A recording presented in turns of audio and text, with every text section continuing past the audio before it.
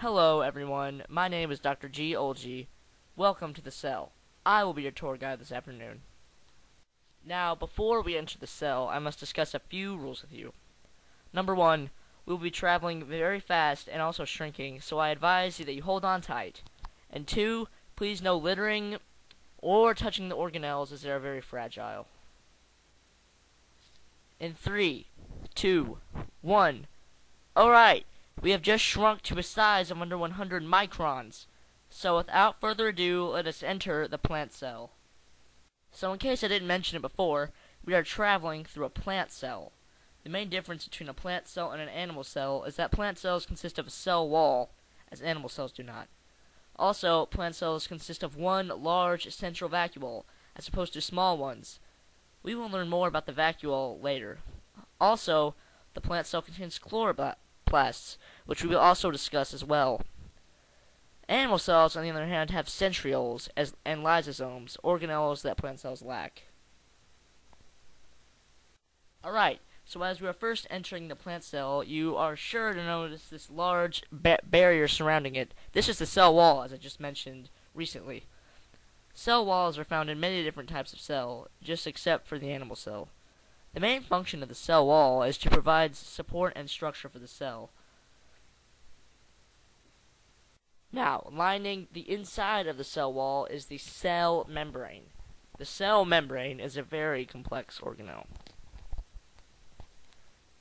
Its main function is to regulate what enters and leaves the cell. It consists of lipids and proteins.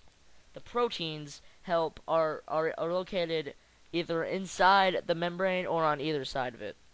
Their main function is to help transport materials through the membrane. The cell membrane also consists of lipids. The lipids, which make up the lipid bilayer, give the membrane its large, flexible structure.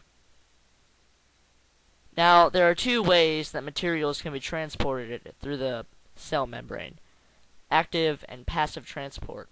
Passive transport does not require energy to be performed, whereas active transport does.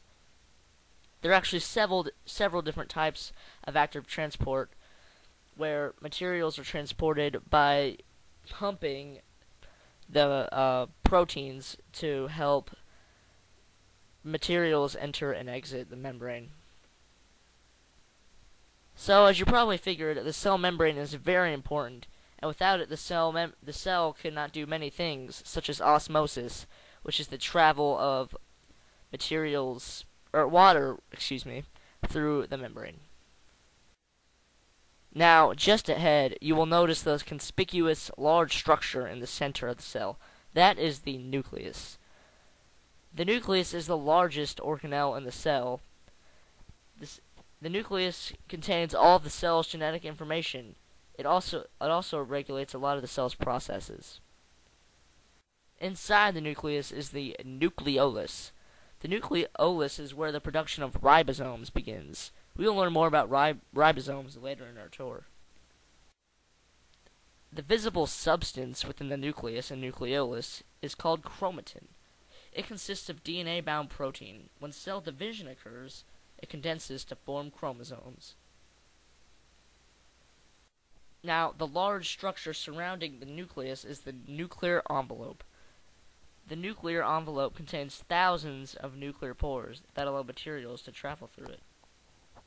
The envelope sends RNA and other data-carrying molecules to the rest of the cell through these pores. In the nuclear envelope is the rough endoplasmic reticulum. Its function is to assemble the other components that make up the cell. As you can see, it is covered by small dot-like structures, which are the ribosomes, as I mentioned earlier. Just past the rough endoplasmic reticulum is the smooth endoplasmic reticulum.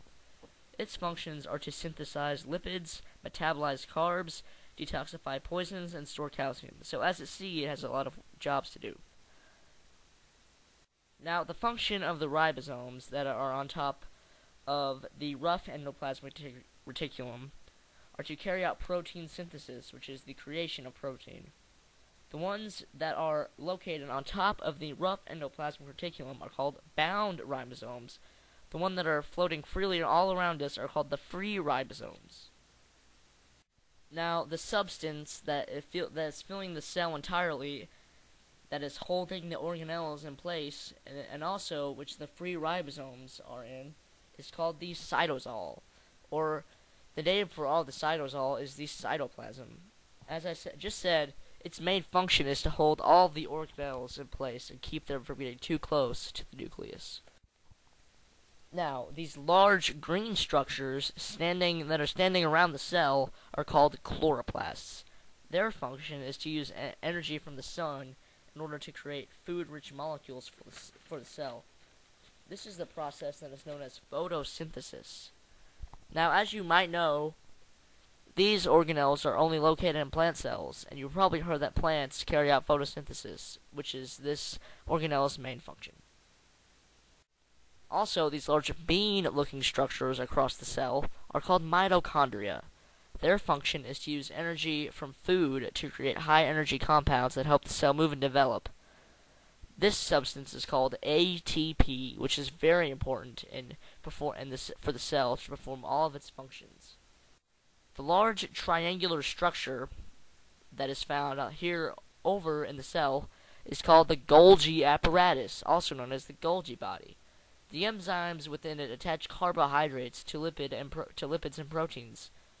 Its main functions are to manufacture macromolecules and to sort and package materials into transport vessels. Think of it as the post office of the cell. This very large sac-like structure behind the nucleus is called the vacuole, or the central vacuole. Its main function is to store water, salts, proteins, and carbs. The pressure within it helps the plant to support structures on plants like leaves and flowers. Now, as I said earlier, the large vacuole is only found in plant cells. In animal cells, they're much smaller, and there are more than one of them. These smaller sac-like structures throughout the cell are called vesicles. Their function is to transport substances throughout the cell from the vacuole. Now, as you might have noticed, there are several rod-like structures varying in width that are found all around the cell. These are known as microfilaments and microtubules. They are part of the cell's cytoskeleton. Their main function is to provide structure for the cell and give it its shape. Well, everyone, that's it for our cell tour. I hope you learned something about these amazing structures that are cells. They're very important in our bodies. Now, before we exit the cell, I would like to discuss one last thing with you. Cell theory. The cell theory consists of 3 definite facts that apply to all cells.